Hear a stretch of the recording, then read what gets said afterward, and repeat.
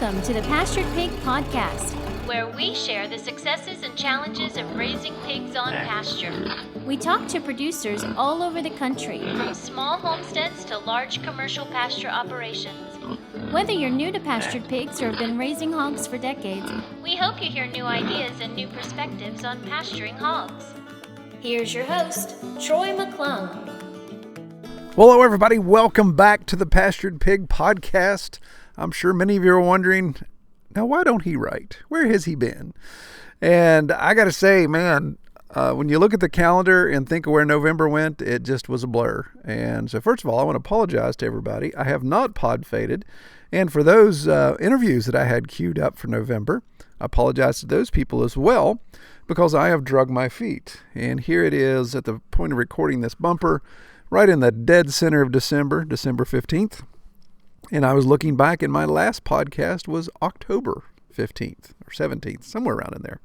So that is way too much of a gap, and I apologize. So here's what I'm going to do. As a Christmas gift to everyone, and no, it's not returnable, I have 4 interviews in the can, and I am going to go ahead and record the bumpers for all of them right now. So this is the first one you're going to hear.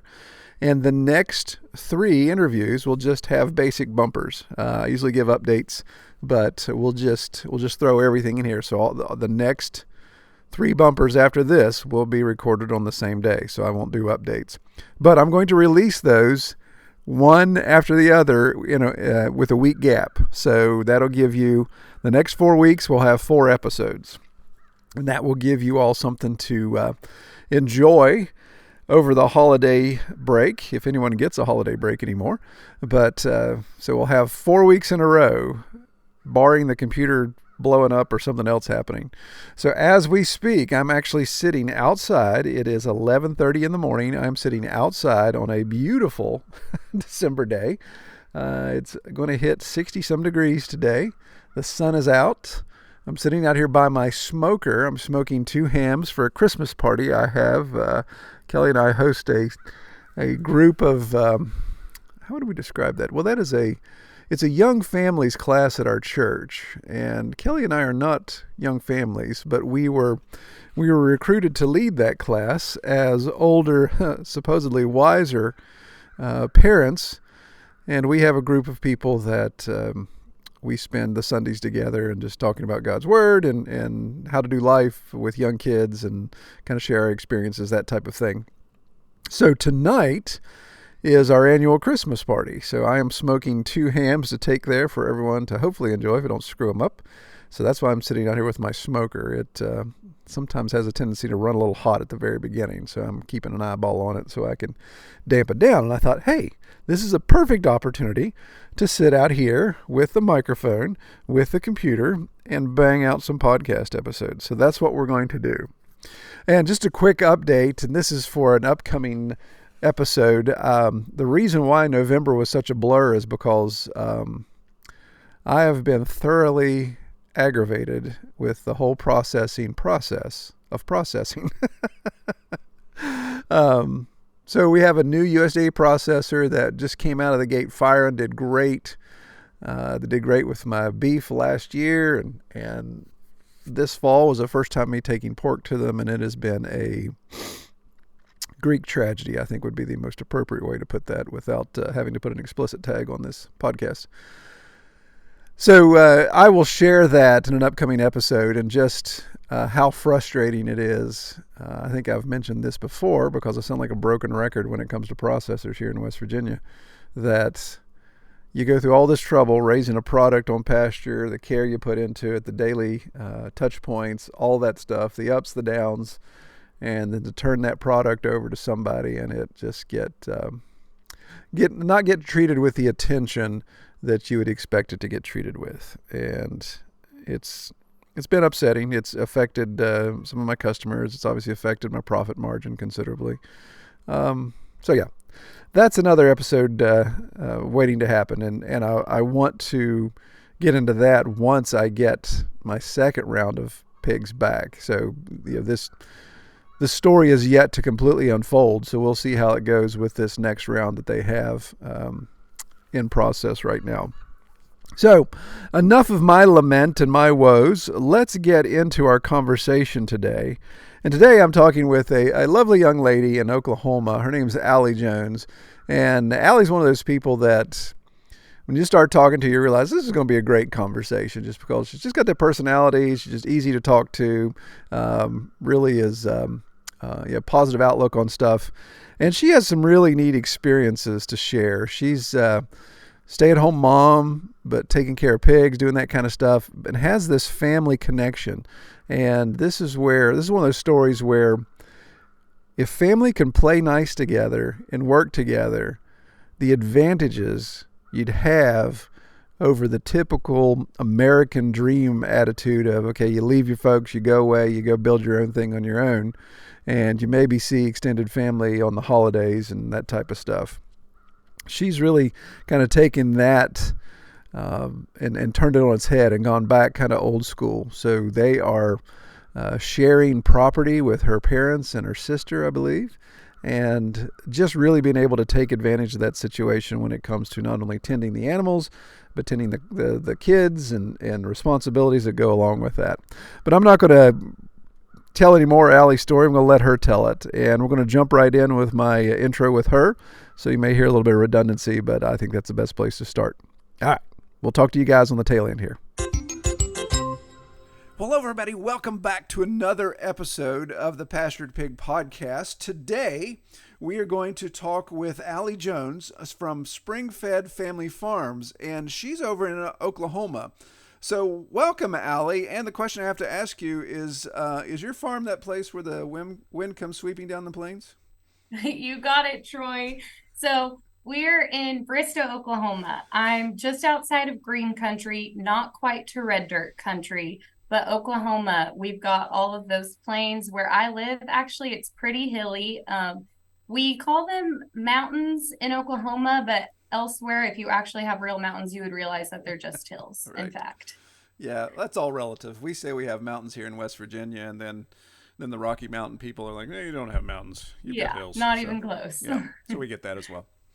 All right. Well, I appreciate you coming on the podcast. And for those of y'all listening, Allie has got a lot going on, and so I'm really excited to dive into this conversation. But first, let's do this, Allie. I think let's go in a direction first. Give us that 40,000-foot elevation view of what you've got going on, and then we'll get into the history of how you ended up where you are. Oh, okay. So it's an interesting story. I have found myself now as a pig farmer when I'm a born and raised city girl. I have no previous experience with agriculture, farming. I had only ever seen pigs in my life at the fair.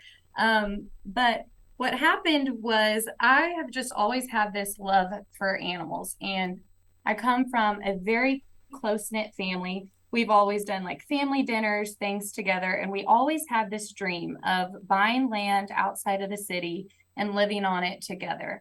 And it was last summer, we just decided to finally turn what wanted to be a someday thing into a today thing. So we searched and searched. We found 57 acres right outside of Tulsa, Oklahoma, which is where I'm originally from. We're now in Bristow. On this property, what's really cool about it, and the reason why it's called Spring-Fed Family Farms, is because our whole family actually lives there. So my parents have a cabin, me and my family have a cabin, and then my sister and her kids too. Oh, wow. And we've even expanded past the immediate family. So now we have some family friends that they came, parked their camper out there. So they're living out there as well. So we really have this whole family compound thing going on. Oh, we call those squatters out here in West Virginia. I kind of like the term family compound, so we're going to go with that one. Yeah.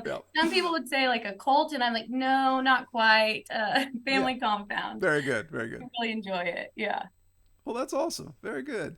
So, so all right. So let's unpack that a little bit. So you say you had a love of animals, and you said something there I think we want to tee up on, that instead of being a later thing, you decided to make it a now thing. So unpack that a little bit. Give me some of the history of that and why you felt now. And I'm not going to ask you your age, but I'm assuming you guys are a younger couple. and you decided, hey, it's time to pull the trigger now versus waiting somewhere in our career to try to do this on down the road when the kids are older or the kids are grown and gone. Why did you decide to do that right now? Yeah, so there were a number of factors that led to this decision. One of them being, I think that a great tragedy in life is that we make all of these plans and we don't realize that like life is passing us by and tomorrow is not promised. So that was one of the factors. Another factor, just to be completely transparent and lead with vulnerability, because I do believe that our strengths create competition, but our weaknesses create community. So I found myself going through this transition in life where I was going through a separation and a divorce, and I made the decision to move back to be close to family. So it was me and my kids, my parents, we were all in this one house, and we had to decide where we were going to go next. And that's when we made the decision, instead of finding, a small house for us in Tulsa, let's just go ahead and chase this dream that we've always talked about. And that's when we found this property. And we knew it was meant to be because it already had the 3 houses on it. So it already had space for all of our family. So when we were making that decision, found the property, another thing that was happening at this time in my life is I had been staying at home with kids and it was time for me to go back to work. I started taking courses to pursue a career in real estate, which I've always had a love for homes and like making a house a home. This was something that I knew I could do and I could do it well. During this time, before moving back, I had chickens and I'd had horses. I gave away my chickens and horses, and I just missed dearly having my animals. Thankfully, I have some friends that have a farm right outside of Tulsa. It's called Prairie Creek Farms. I think you've had Nate on the podcast before. They're awesome people. So they do this thing called Family Farm Day. Since I had missed the animals so much, I packed up the kids, we went out to their farm. I had a sense of peace that I had not experienced in a very long time. And immediately after, I think it was even just that night, I messaged Nate and I said, hey, can I come volunteer at the farm? And he was like, you know what? We're starting this internship program. You should consider applying. And I thought, okay, that sounds super cool. Like I get to go play with animals outside. I'm all for it.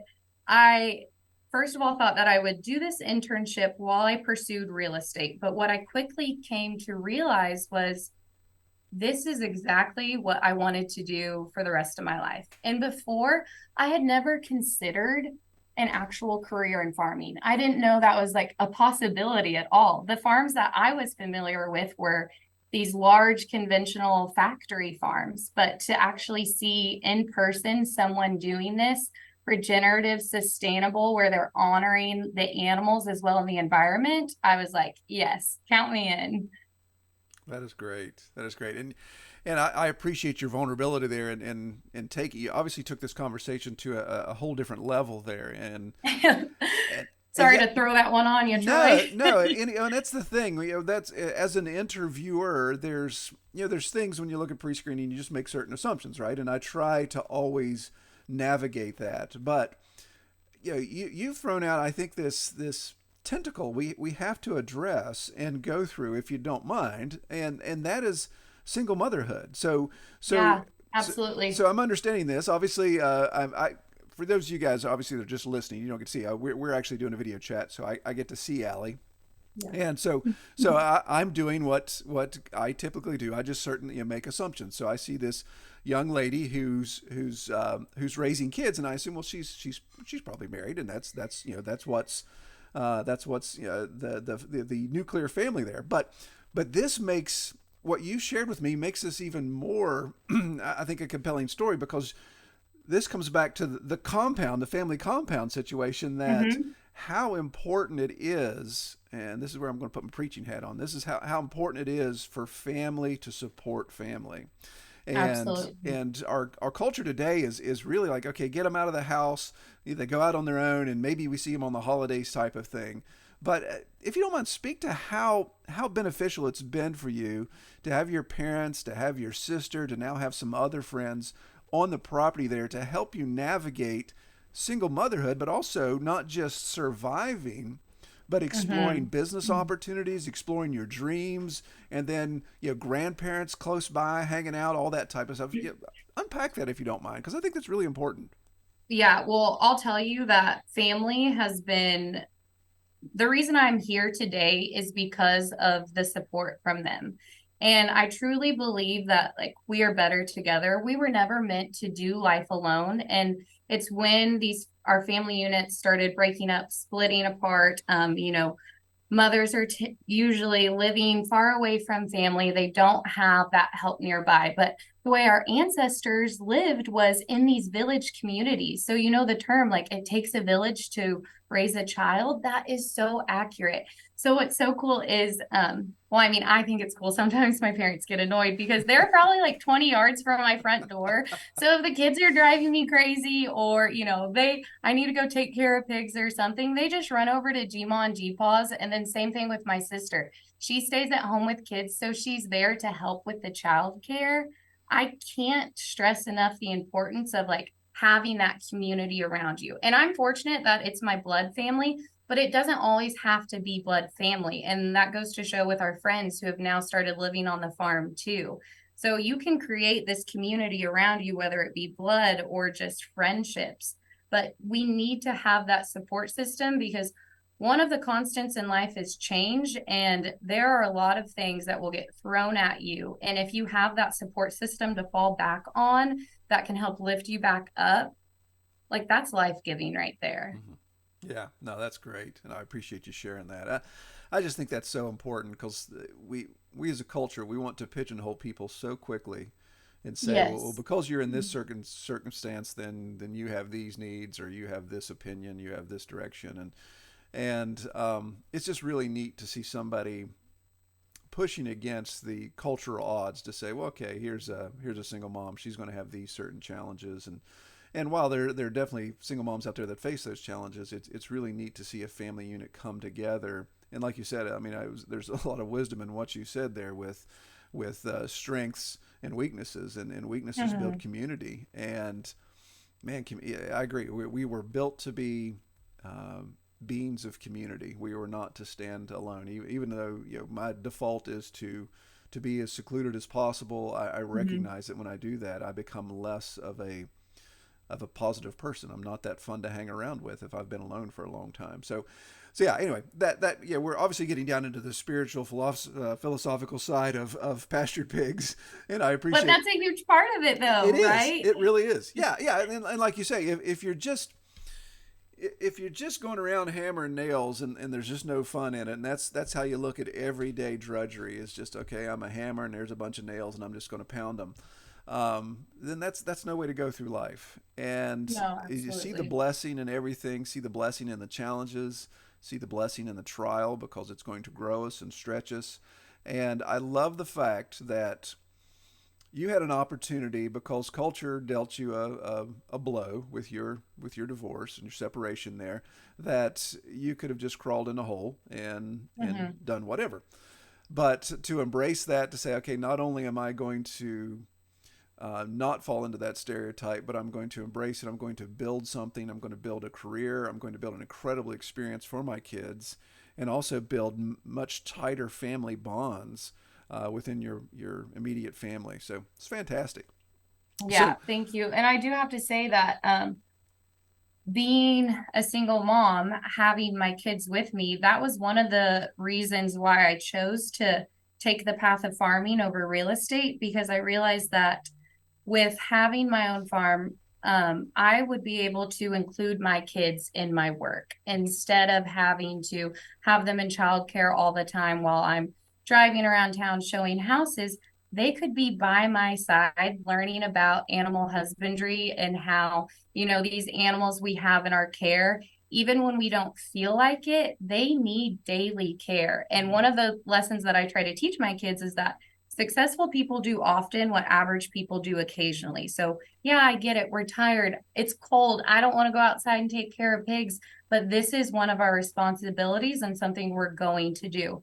So, it's kind of like taking what was could have been seen as a setback, but actually using it and reframing it to a set up to create this like beautiful life that we have now where we have this amazing family farm. Honestly, probably way too many pigs right now. Right.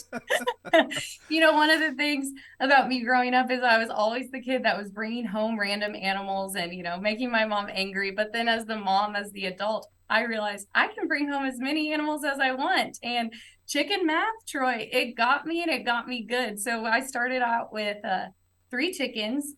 And then, years go by, you look up and you've got this farm of over 100 pigs, some ponies, horses, lots of dogs, too many chickens to count.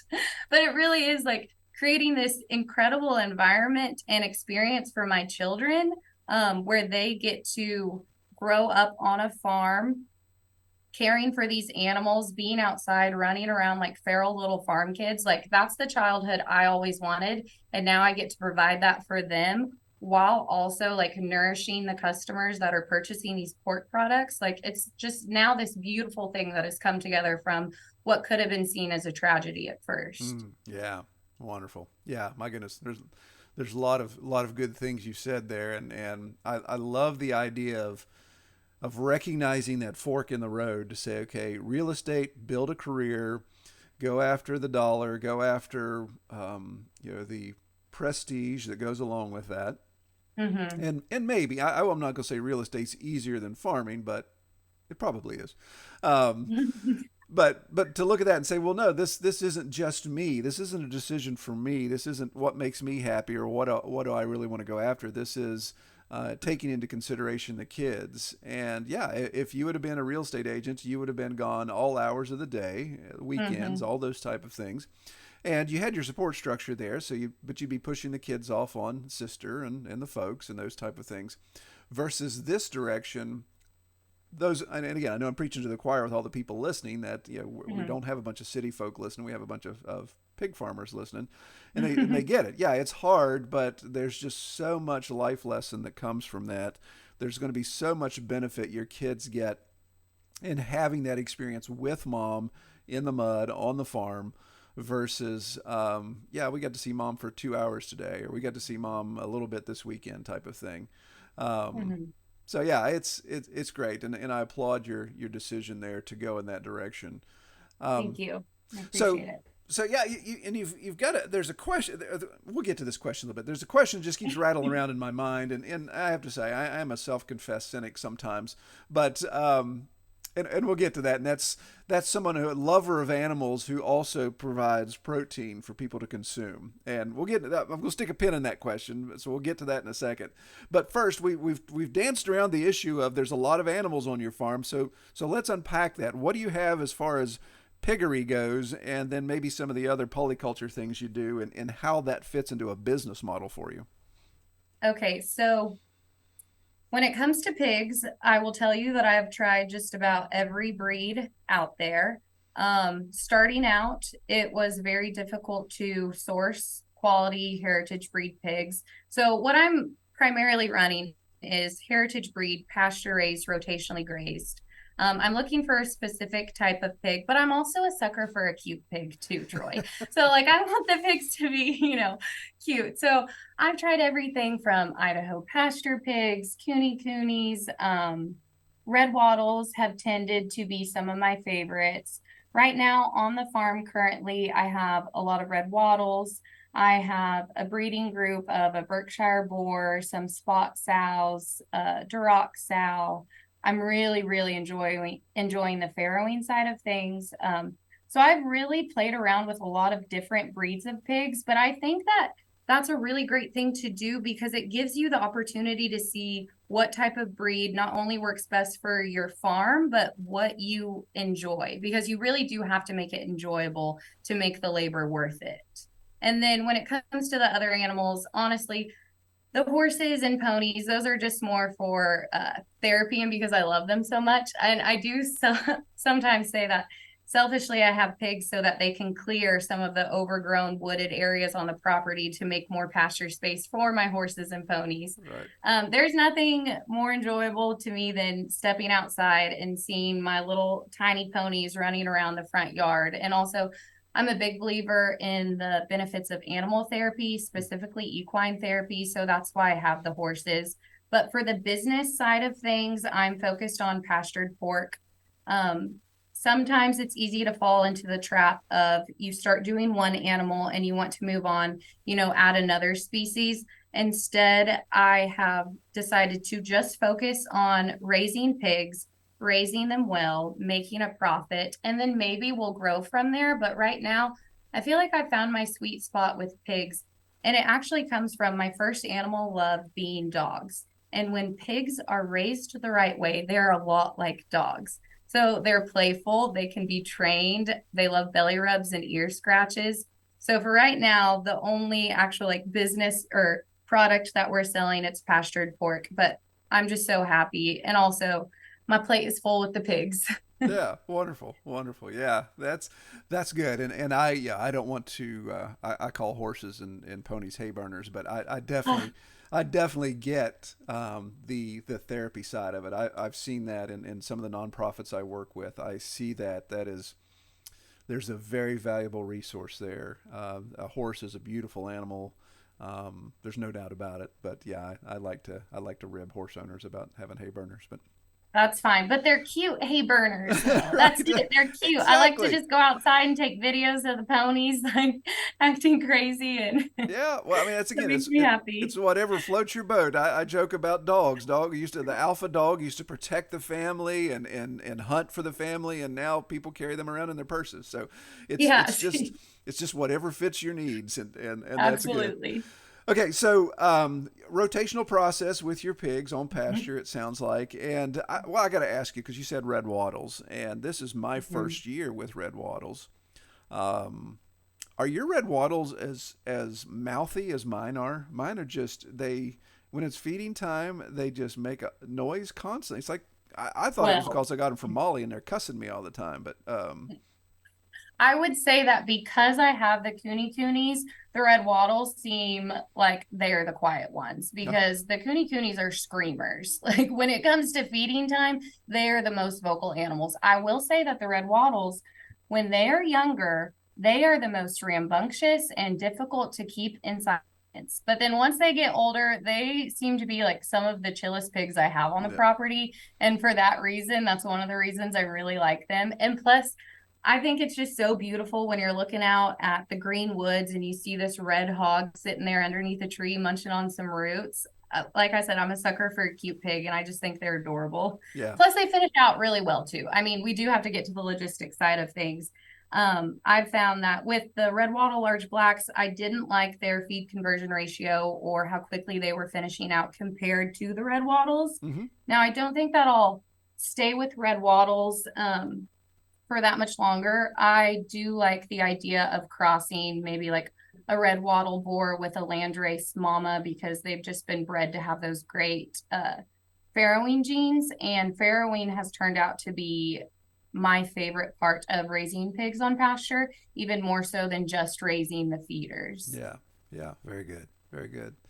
I agree. Farrowing is exciting. It's a challenge, but there's nothing greater than having a new batch of piglets on farm and seeing that miracle of life happen right there. Very cool. Mm-hmm. Very cool. So, all right. So now, excuse me. Here we go. Now I'm going to take the pen out of the question. So Okay. an animal lover who has, because we haven't gotten to this yet, but you also do some pig rescue with some potbellies, I believe. So Yes.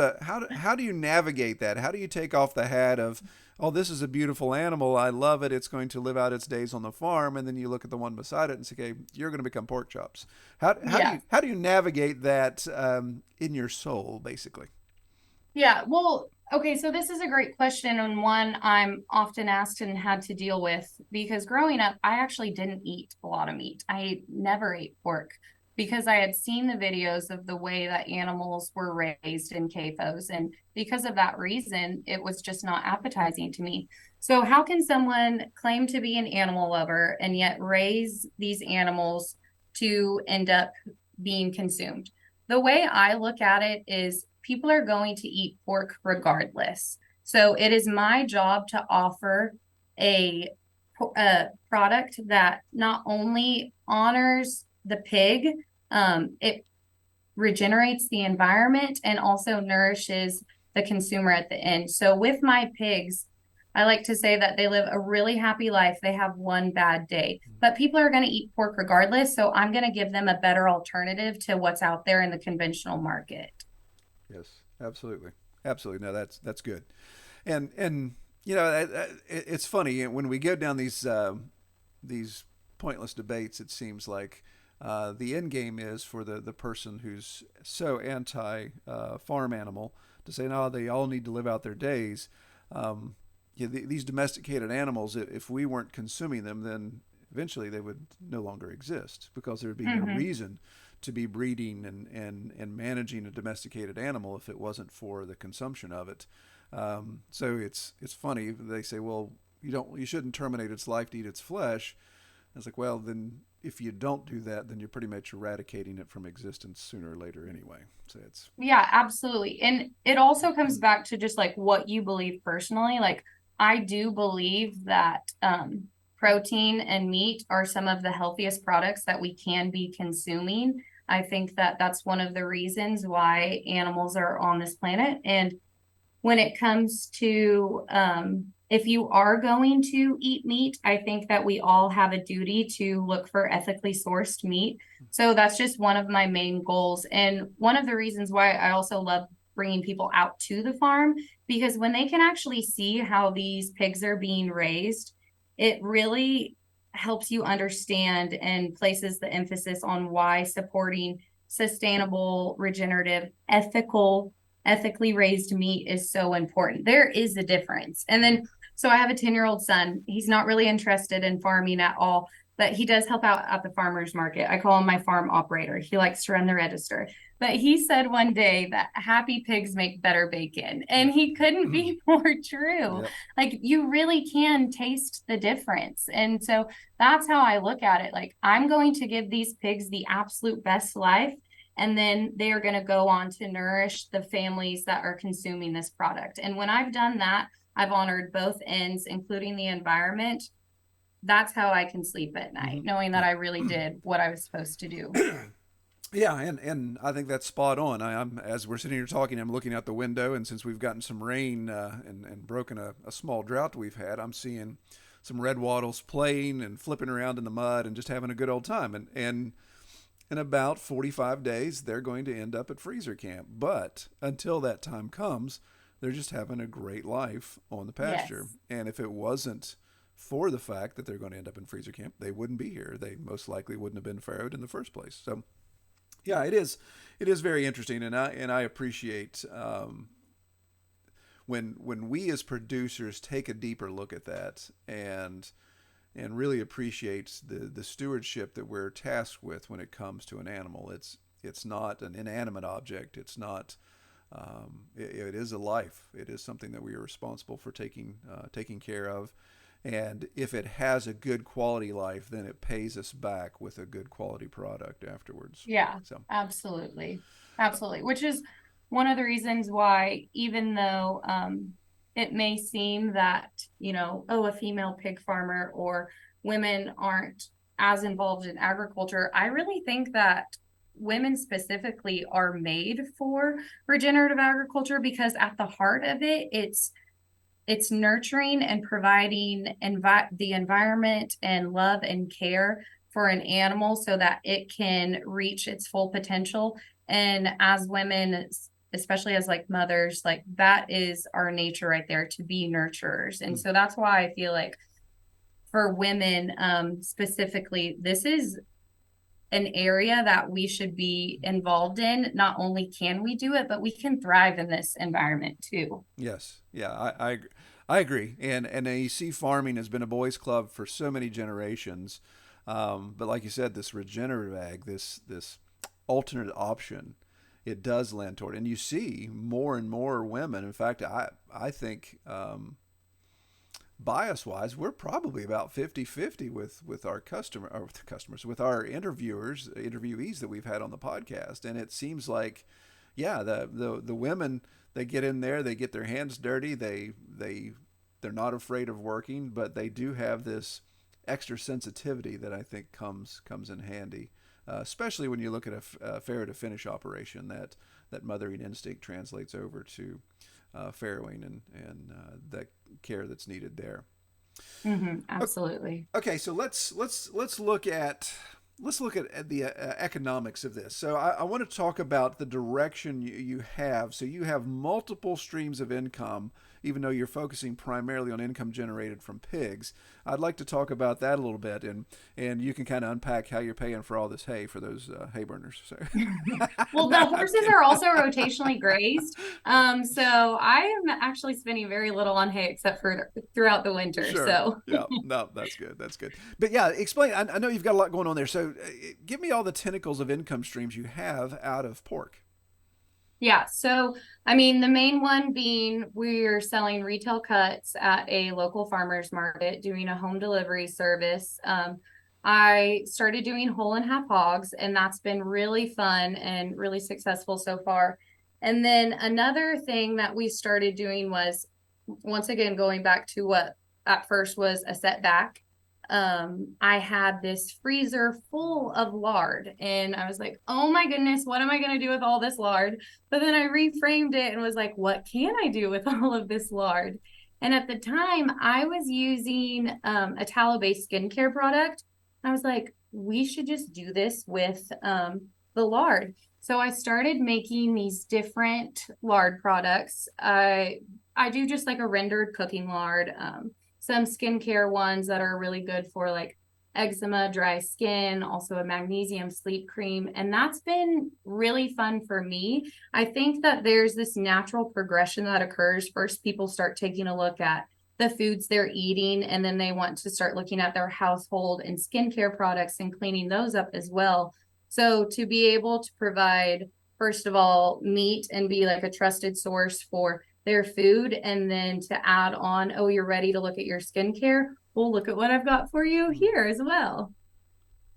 Awesome. Very good. Very good. So is your primary source of sales through the market, not only for your skincare products, but obviously for your obtaining customers for the wholes and halves and the individual cuts? Is that okay? Yeah, so that's, I mean, primarily the farmers market, and then also social media. Like, I cannot place enough emphasis on the power of social media and marketing through there, especially as a small farm where you don't have a large marketing budget.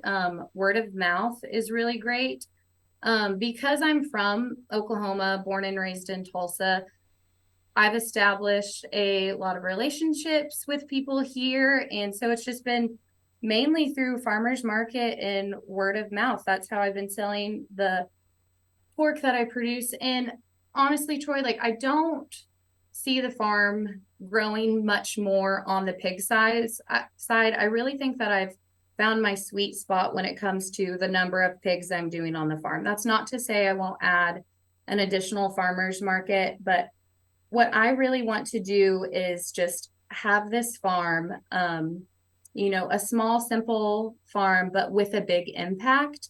And so I don't see the direction growing much further on pig production side, but more so leaning towards the agro-tourism side, because I think that when you can get people out to the farm and they can see firsthand what you're doing or how a pig is raised, that's where it really starts to make the change for people. So that's looking towards the future of the farm. That's the area that I want to start growing in more. Okay. Yeah, and I want to talk about that here in a second because this all builds on this idea that we as regenerative farmers have to make sure we don't fall into the mindset that to grow a farm, it's all about scaling up, being bigger and bigger and bigger. And so it requires bigger facilities, bigger infrastructure, bigger equipment to handle all of that. And it just becomes more and more of a large investment. And of course, with a regenerative model, requires more and more land. And labor. Yeah, absolutely. Yeah. And I love what you're doing. You're looking at, value added services at the size that you're operating.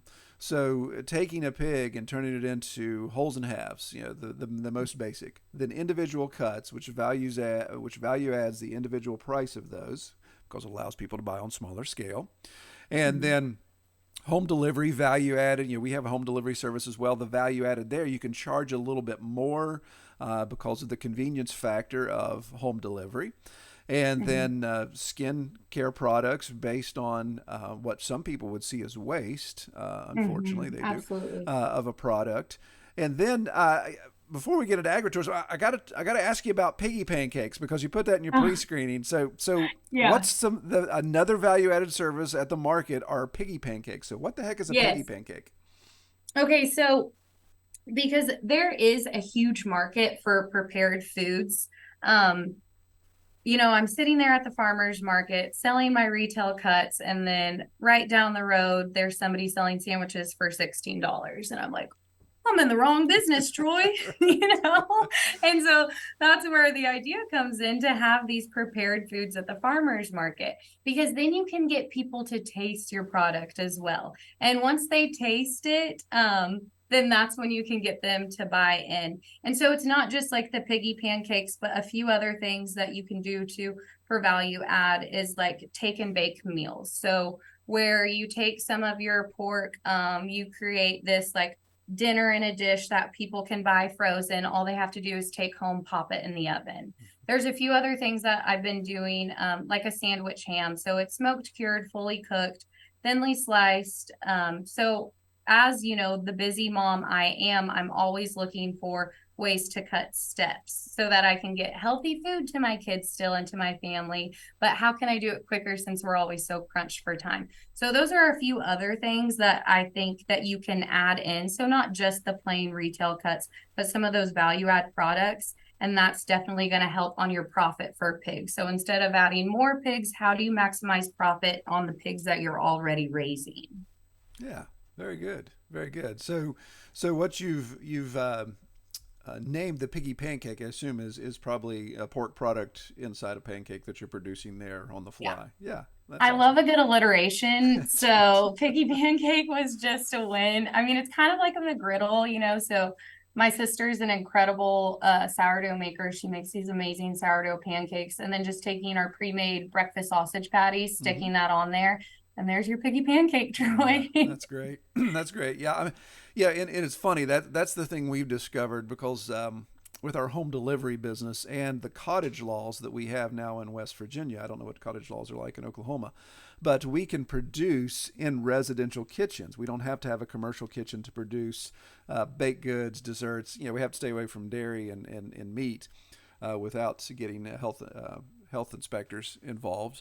But that's allowed us with our home delivery. We value add the fact that I have protein. So we sell our pork, we sell our chicken, and I basically pinhook beef from a couple other farms. So we're providing beef cuts.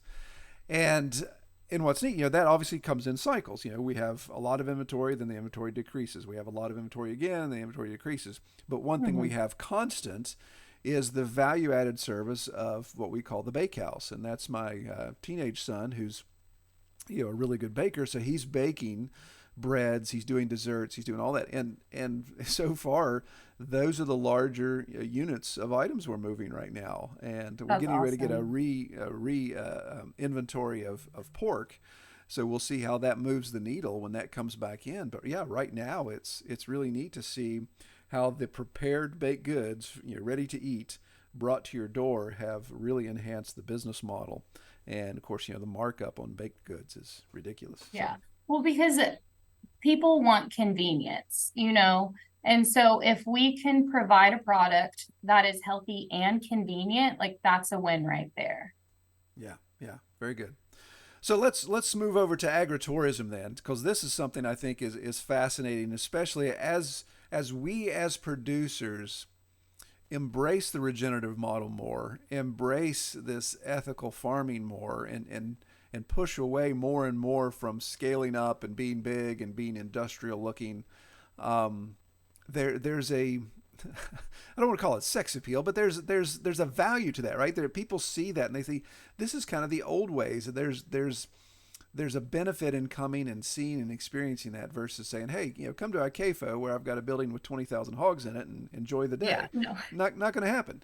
But coming to your farm and experiencing what you've got, the eclectic variety of animals, and of course, seeing something that actually functions. So tell me more about that. What do you have? What are you doing for the visuals? But what are you also doing for the actual residency? Where are they staying? Okay, so what we're doing right now is mainly we do, kind of taking ideas from Prairie Creek where we're doing farm days, where we invite customers, people from the public to just come visit the farm. You can do a farm tour, see how these pigs are raised. We've got the little potbelly pigs that the kids can go pet, chickens galore. Somebody once said that city folk love visiting farms, and it's just true. When you drive outside of the city, you come to a farm, you can just take a big breath of fresh air. And that's what I want to be able to provide is just that escape and that experience for people so that they can experience the benefits of spending time in nature with their families. I think that right there is one of the best things that we can do. And what makes me so excited, and you touched on it earlier, if we continue to grow as a small farmer on the production side, that's going to be more infrastructure, more labor, more cost. So what can we do to bring in more revenue without having to increase all of those things? It's simply invite people out to the farm or do farm workshops, some sausage making classes, mocktails in the garden. We've got a really cool garden set up, summer camps for kids where they can come out and learn how to be a farmer. I have a dream one day of doing a cowgirl camp. Not quite there yet, but one day we will do it. So it's really like, think about what you're interested in, and run with that.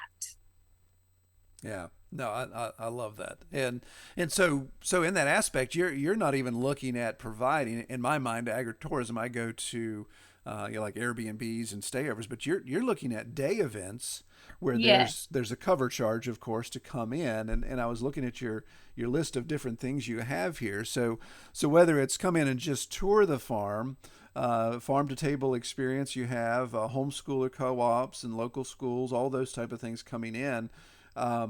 To not only allow them to experience, but maybe there's a tasting, maybe there's an educational element to it.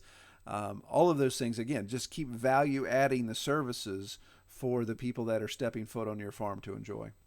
Yeah, absolutely. So we don't even most of the tours, they're not ticketed at all. So they're free because I don't want to prevent anyone from experiencing the farm. But what we do is on the tail end, we'll have our market booth set up where we sell meat that way, or I'm capturing emails along the way to send out about home delivery service Very good. because like I said, I really want to make the farm accessible to anybody and everybody. And also it's a great marketing tool when people come out to your farm and they want to take pictures of their kids chasing around some cute little pigs. Yeah. So because we live and work on the farm, I'm not really focused on building like an Airbnb or something like that. But if you have the space, that's a great area to explore. For me, it's more so just the tours, the homeschool co-op farm tours and doing the workshops. That's what we're exploring right now. Yeah, yeah. And then it looks like you're maybe looking next spring. You'll actually do some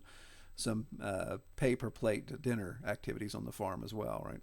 Yes, yeah. I mean, because first I'm a foodie, so that's one of the reasons I even got into this local food movement is because I really enjoy, I love a good meal. One of my love languages is cooking for people.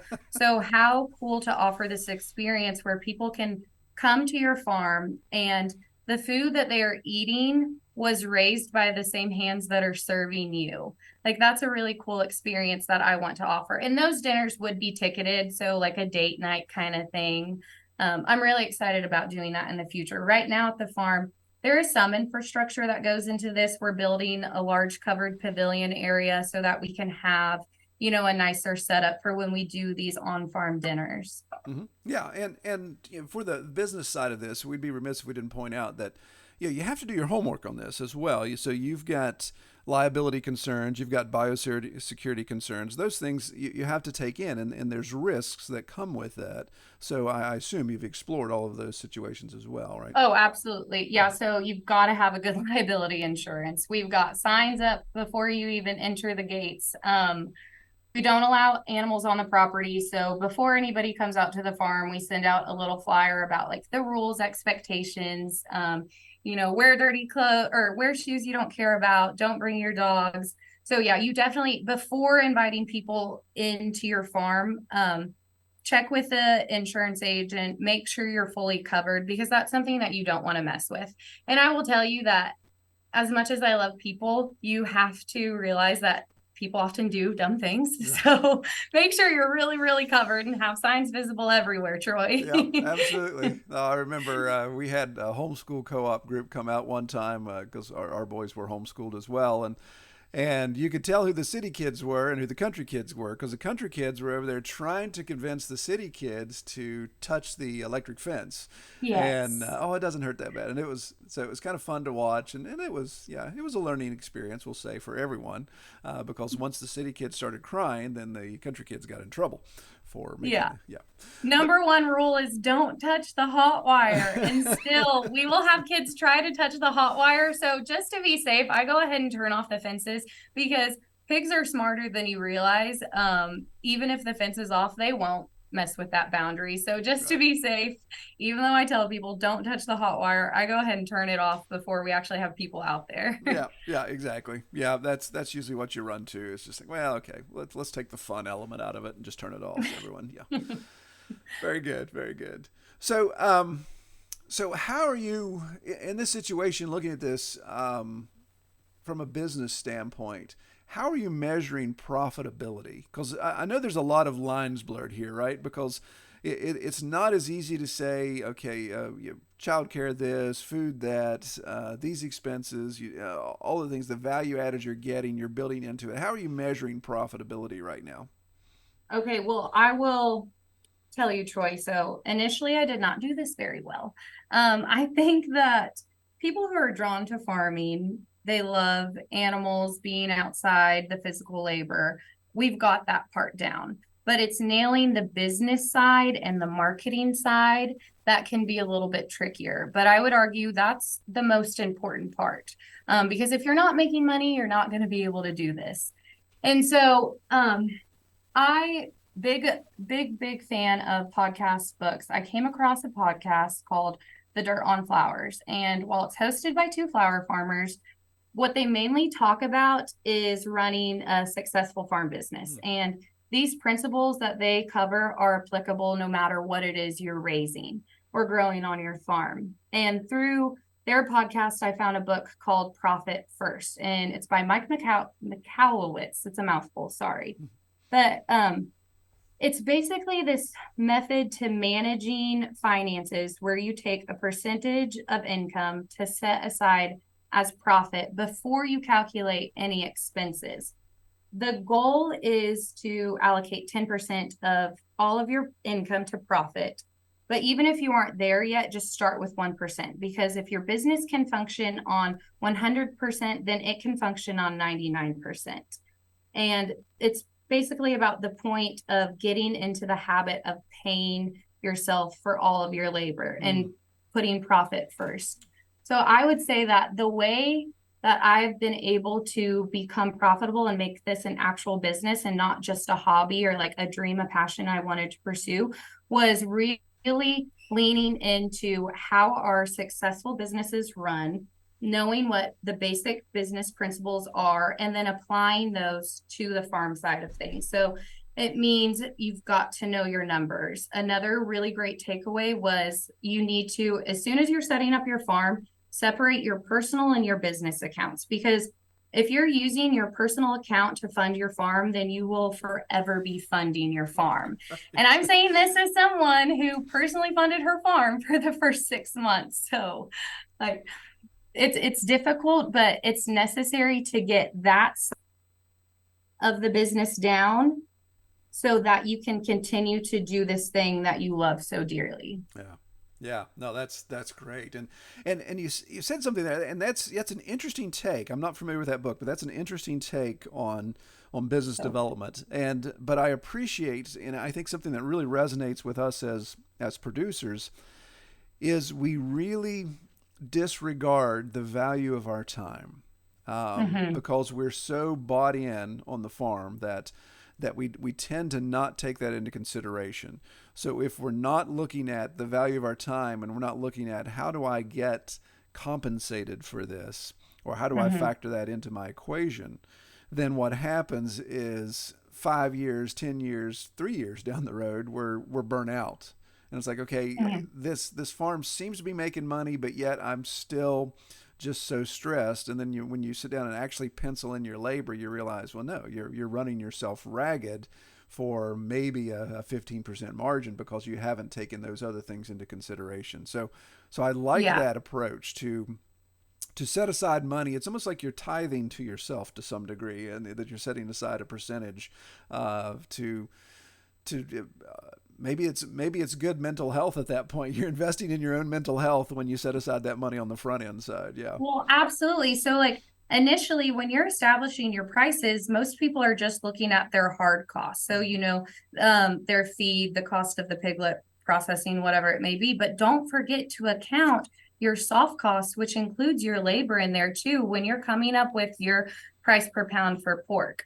So that's like a really big thing to do early on. And I know it's easy because it's like, oh, I love this. I don't need to be paying myself, but you do need to put value on yourself and the work you are doing so that it can become sustainable. Yeah. Yeah, for sure. Good deal. Good deal.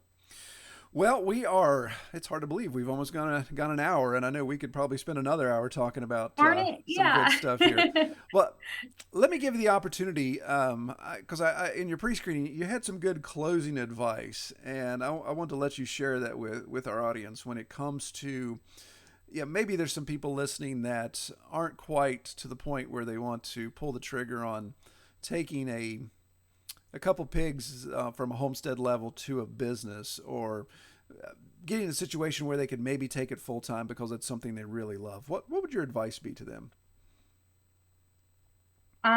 This is kind of tough. I would say that first you have to make the decision. You have to decide this is what you're going to do. Once that decision is made, you have to build a plan, action steps that you can follow. Because if it's just this dream, this one day thing, you'll never actually get there. So I really love like takeaways, action steps, write it down on paper. If this is something that you want to do, how are you going to make it work for you and where you are in your life?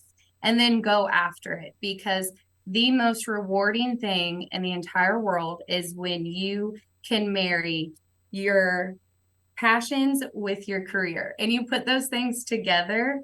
And that right there is a successful life. Doesn't mean that you have to make a ton of money, because I will say, there's not that much money in pigs, but when when you absolutely love it, it definitely makes it worth it. Yeah, very good, wonderful. Well, Allie, I got to ask you the question I ask everybody. What is your favorite thing about raising pigs on pasture?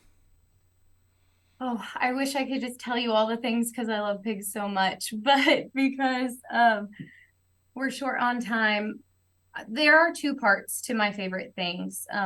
One of my favorite things is bringing pigs to people. So having the opportunity to bring pigs to schools or to different events, and for kids that have never maybe, pet a pig before, and holding a piglet, the kid gets to pet the piglet squealing, the kid squealing, that right there, that fills my cup. And then the other part of that is bringing people to the pigs. So yesterday I had a girl come shadow out at the farm because she's studying environmental ethics. And while I had all these things planned that we could work on, we spent most of the day sitting in the dirt, down on our hands and knees, just looking at the piglets.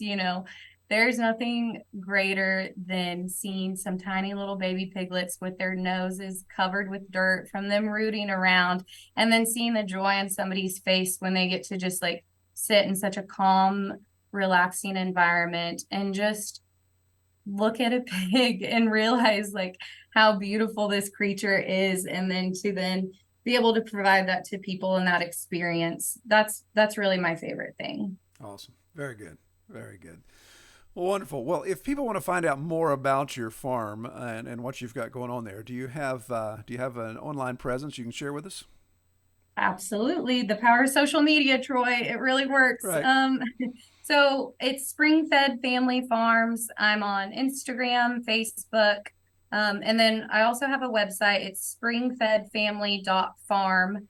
If you want to get in contact, any of those routes, because something that we didn't touch on, but is really, really important to me is finding some pig friends. And if you don't have any pig friends, whenever you're dealing with an issue with a pig, you don't know what's going on, to have people where you can send pictures or videos and be like, hey, what's going on? Can you help me? That's so valuable. So if you don't have any other pig friends, hi, my name's Allie and I really love pigs. You can reach out to me any of those ways. There you go. All right. So if you're looking for pig friends, Allie is volunteering there. Well, we'll list your information in the show notes so people can find that as well. Well, Thank I you, Troy. really enjoyed our conversation. It's really energizing to talk to somebody like you and to have be able to just pick up on the energies you have and the excitement you have and it's great. It's very invigorating. So I really Thank appreciate you coming on the Troy. show. I appreciate it. One more thing, I'm so sorry, is that a quote that I like to live by is people will often forget what you say, but they won't forget how you made them feel. So that compliment, that means the world to me. Thank you, Troy. So appreciate this. Oh, absolutely. Well, I pray you have a great week. All right. Well, there we go. Another great interview. Really enjoyed talking with Allie. Really appreciate what she's got going on there. And kind of just kind of taking on some social norms in a different direction. And I don't know. There's something about that I just love. The idea of family working together like that on a piece of property and all that can be done, the improvements that can be made. I think we could all learn a little lesson from that. Well, this is number 1 in the books. So God willing that things continue, we will get into episode 2 in our box set of 4. So that will come out in 7 days. Again, if everything goes as planned, I always hesitate saying things like this in advance. But at the time of recording this bumper, I'm going to hit stop here and I'm going to start the next one. So I'll get them all in the queue. And as long as technology plays nicely with me, then we'll have them there. All right, Rye, appreciate everybody watching. Appreciate you watching. You're not watching, you're listening. Appreciate everybody listening and appreciate those sticking with me, especially the Patreon people still sticking with me, even though we had a lull there of 2 months. But we're hopefully going to get back on the horse and keep things plugging away. If you know anybody who wants to be on the podcast or you've got any subjects, topics you want to discuss, by all means, just send me an email, troy@redtoolhouse.com. All right, y'all take care. We hope you have enjoyed this episode of the Pastured Pig Podcast. To learn more about our podcast or to submit topics or recommend guests for future episodes, visit redtoolhouse.com.